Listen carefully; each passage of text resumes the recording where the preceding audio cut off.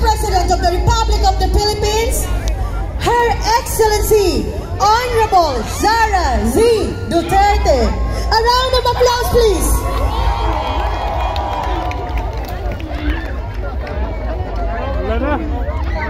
Maraming salamat po sa ating ma'am.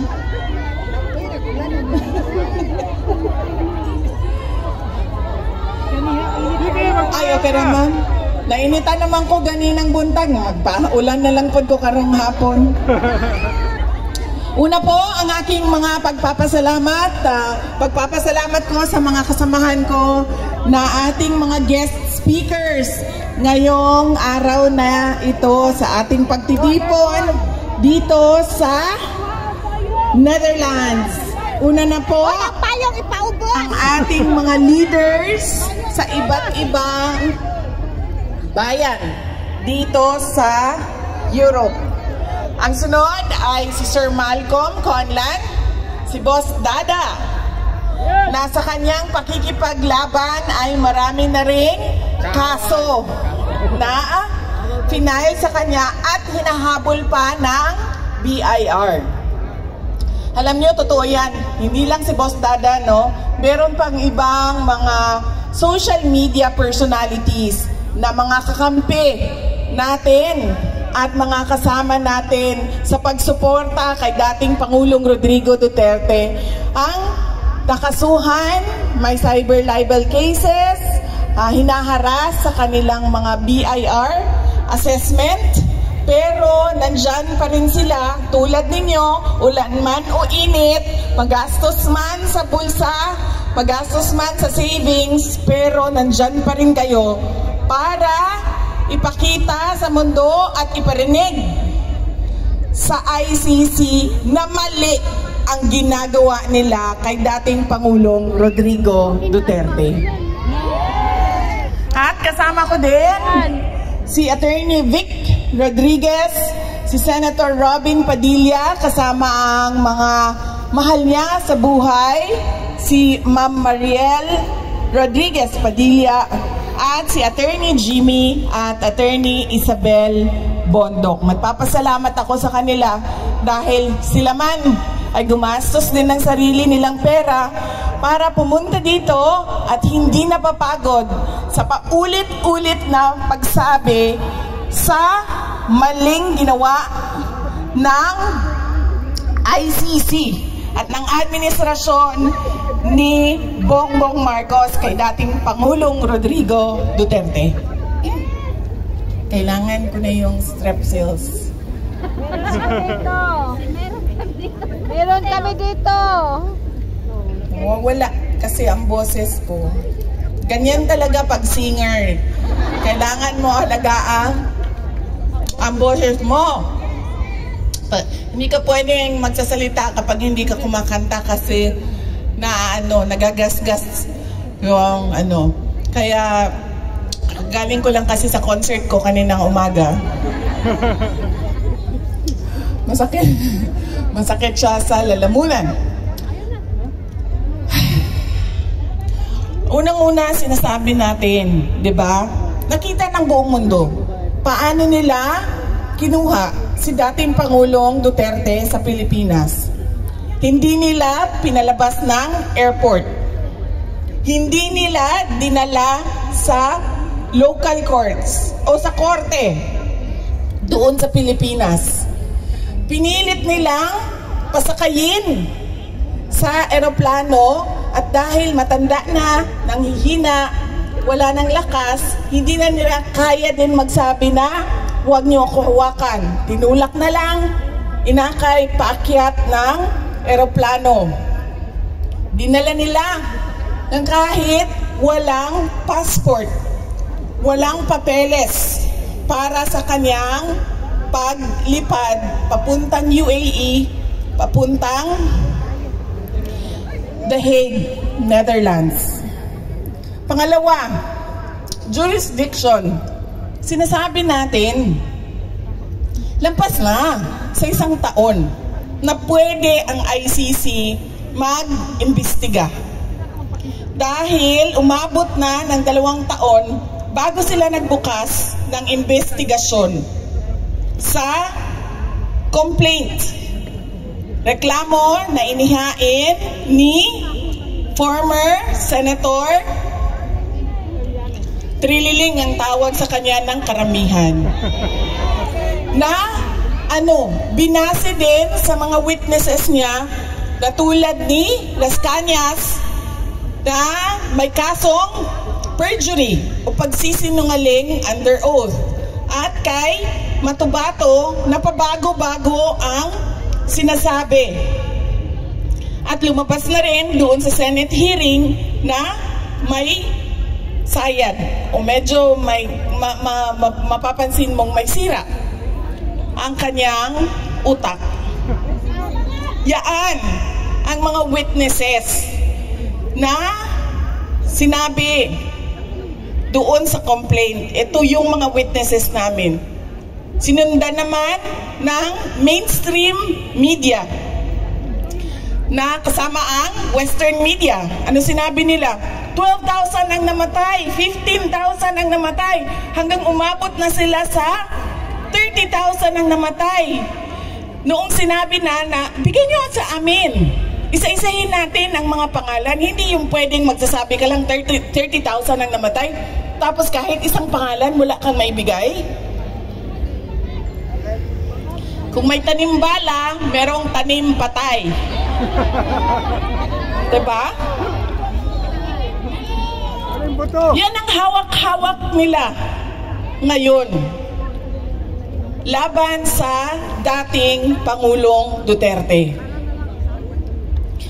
Wala man lang sila kahit isang ebidensya na nagsasabi na totoo ang mga paratang ni Trillanes. At dahil nga wala na patapos na ang ICC bilang isang institusyon. Wala na silang kaso. Isa na lang ang kaso nila, yung kaso ni President Duterte. Nakakita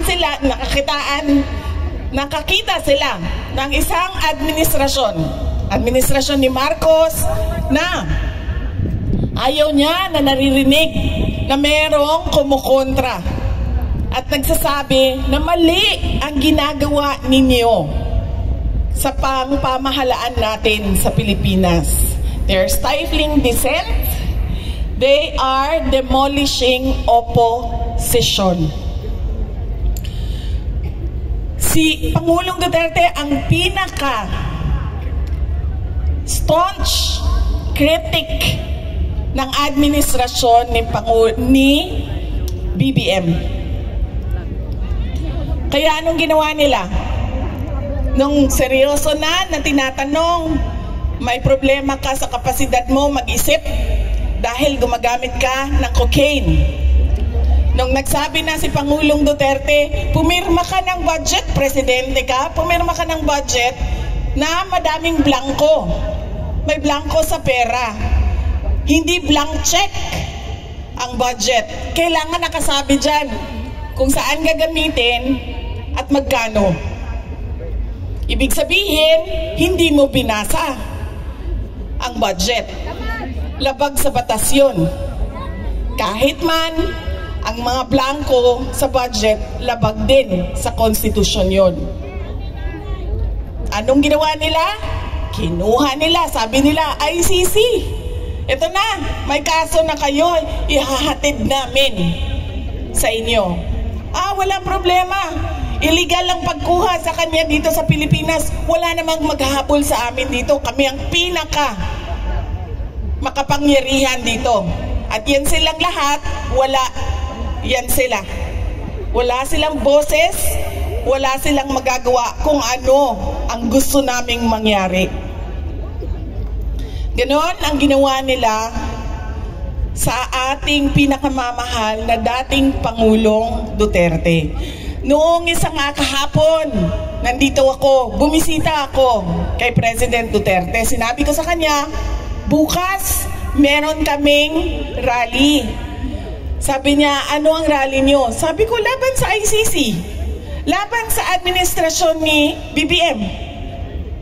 Kasi mali naman talaga yung ginawa nila. Hindi naman pwede na itama mo ang isang mali sa paggawa pa ng isa pang mali.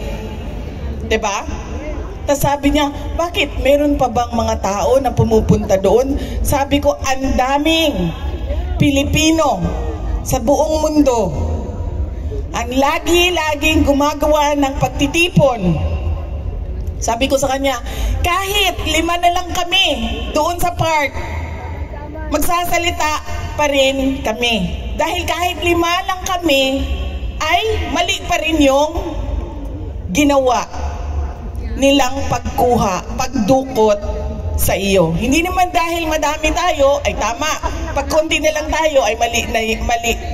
Ay tama na yung ginawa nila. At dahil marami tayo, mali yung ginawa nila. Hindi. Kahit mag-isa lang akong tatayo dito, alam mo ma'am, may nakita ako isang babae doon kahapon. Ano siya, foreigner. Doon sa may train station. May dala-dala siyang sarili niyang speaker. At nagsasalita siya, hindi ko naiintindihan dahil Dutch ata yung salita niya. Nagsasalita siya, mag-isa. Walang nakikinig sa kanya, walang nakatayo sa harap niya, pero nagsasalita siya. Naisip ko, aabot din ang panahon na ganun na rin ang gagawin ko. Kahit mag-isa ako, magsasabi ako sa ICC, mali ang ginawa ninyo at pinagpipilitan nila ang mali na ginagawa nila dahil dinidikdik nila sa ating lahat ang kanilang mga paniwala. It's a very Western-centric mindset. Nakita nyo ba kung meron silang nakuhang mga malalaking detainees, mga akusado? Saan sila lagi kumukuha ng mga tao na nililitis nila? Africa. Sa Africa. Andun sa loob, kasama namin. Hindi ko lang sila makausap dahil French ang kanilang pananalita. Ganon ang ginawa ng ICC. At ngayon, dahil alam nilang dalawa, alam ng ICC, alam ng administrasyon ni BBM na wala kahit isang ebidensya, ay gumagawa na sila ng ebidensya. Lahat ng namatay, war on drugs. Lahat ng buto, war on drugs. Pagkapatay ni Magellan, war on drugs. Lahat ng pinatay dahil sa love triangle, war on drugs. Pagkapatay na Aquino, Lahat. war on drugs din. Dahil wala nga silang ebidensya. Missing sa Bungeros, ang tagal na niyan, di ba? 2025 na. Pagpasok nung termino namin 2022, nandyan na yung missing sa Bungeros. Pero bakit ngayon nyo lang hinahanap sila? Diba? Kasi walang buto. Kailangan natin ng buto. Hanapin natin ang missing sa Bungeros. Mga biktima ng war on drugs. At anong ginawa nila? Noon, sabi nila, mag-iimbestiga ang Pilipinas. Bubuksan natin ang EJK Task Force na mag-iimbestiga. Nung wala talaga silang makita, wala silang mahanap, ano sabi nila? Ay, wala na. Sinunog na lahat ng ebidensya. Nawala na lahat ng ebidensya. Sinunog na. Nag-imbestiga na nga noong 2012, di ba? Sa panahon ni dating Justice Secretary Laila De Lima. May dala-dala pa siyang bungo noon. Kung maalala niyo, di ba? May dala siyang buto. Tapos buto pala ata ng baka yon kasi lechonan ng baka yung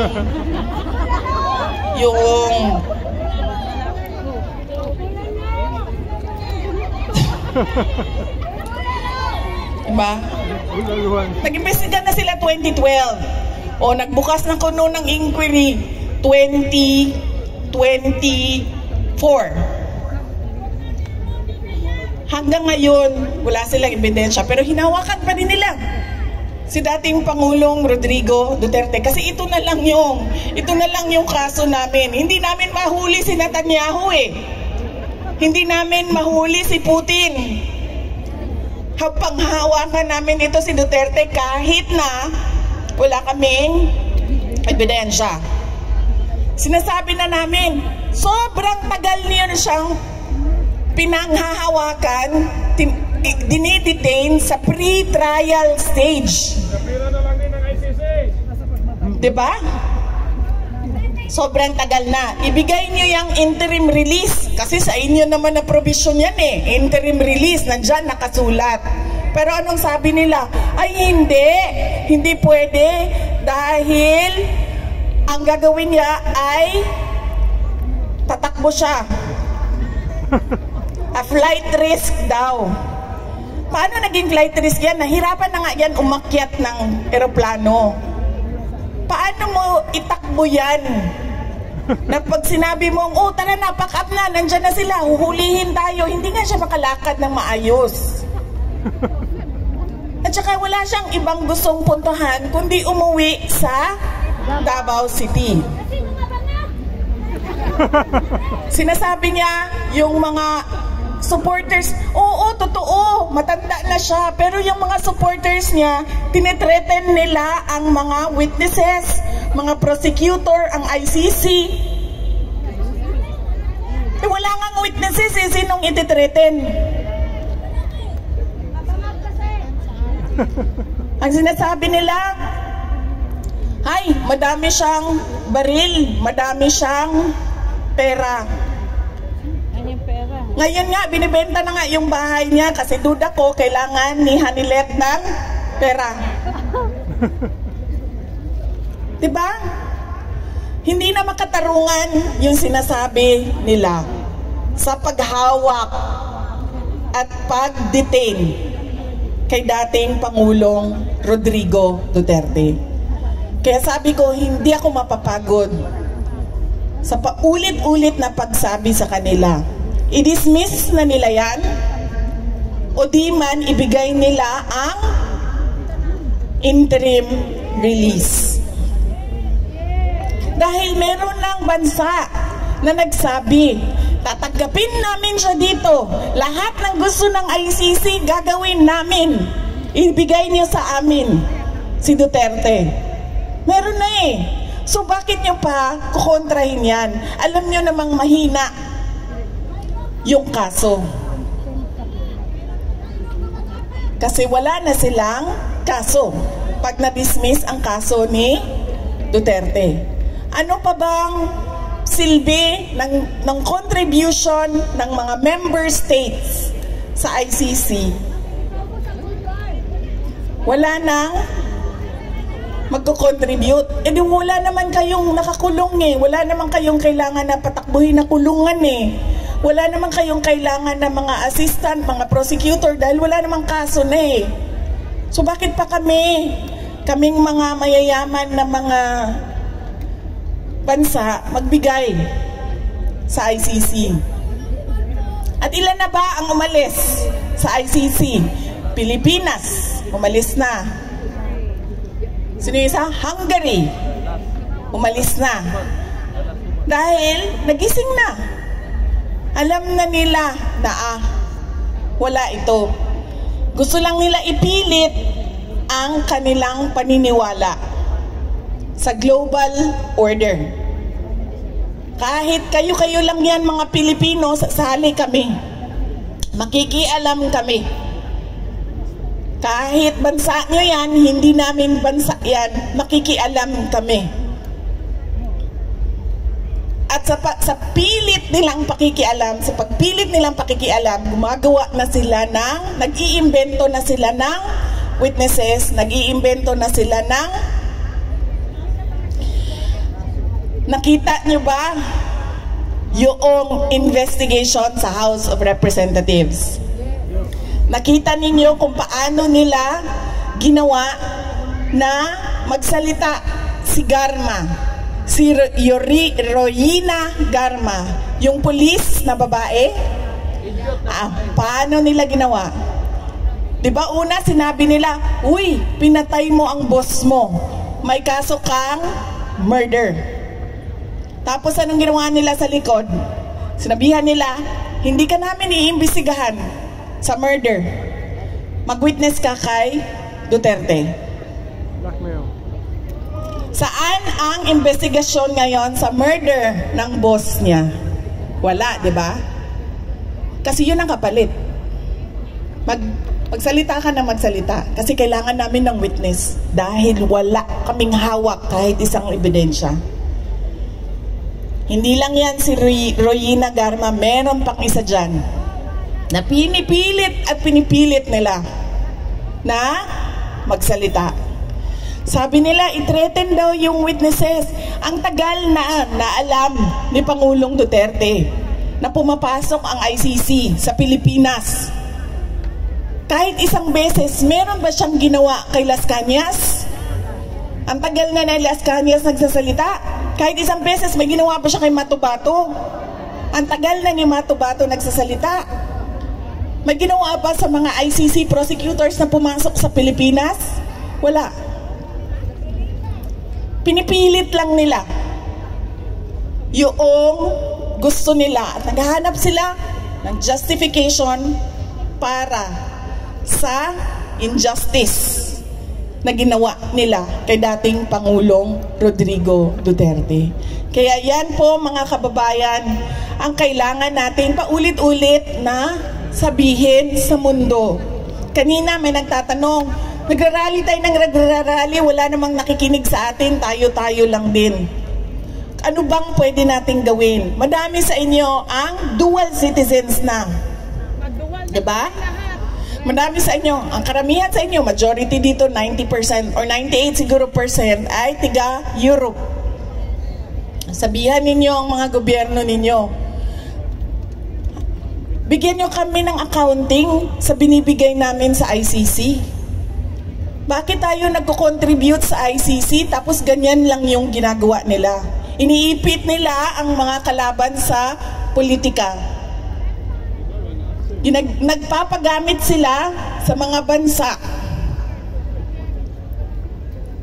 Ginagawa nilang exchange gift.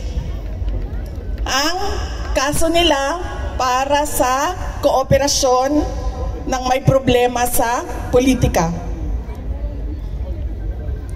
Yan ang pwede nating gawin. Pilitin ninyo ang mga gobyerno ninyo magtanong, bakit kayo nagko-contribute sa ICC? Bakit kayo nagko-contribute sa isang institusyon na ang ginagawa ay isang injustice sa aming kababayan? Ganyan dapat ang paulit-ulit natin na tanong. Ganyan din ang paulit-ulit natin na sasabihin sa ICC. Huwag nyo na ipagpilitan ang mali ninyo. Tanggapin nyo na lang na unang-una, hindi talaga kayo pwede na mag-imbestiga. Pangalawa, kahit nag-imbestiga kayo, kahit hindi na pwede, kita nyo, wala kayong mga ebidensya. Hanggang doon sa Pilipinas, lahat ng namatay ay war on drugs. Para lang mapatuloy nila ang kanilang narrative o kanilang istorya na marami ang namatay sa war on drugs. Ang kalabasan, 43 murder cases. 43 murder cases, pero sa nasabi, crimes against humanity.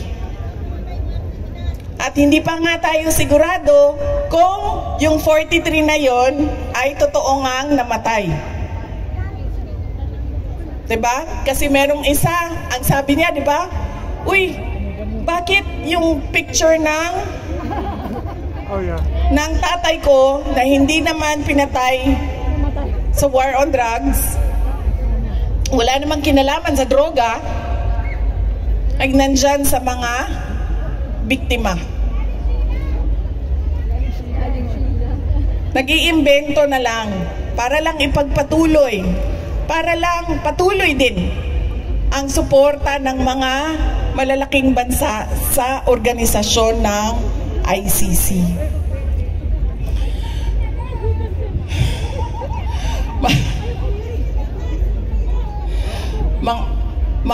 Yes ma'am, papunta na po tayo doon. Ang estado ng ating bayan. Ano ang nararamdaman natin? Hopelessness, frustration, anger. Dahil tayo ay bumoto. Bumoto tayo ng isang presidente na ang sabi niya, unity at continuity ang kanyang dadalhin.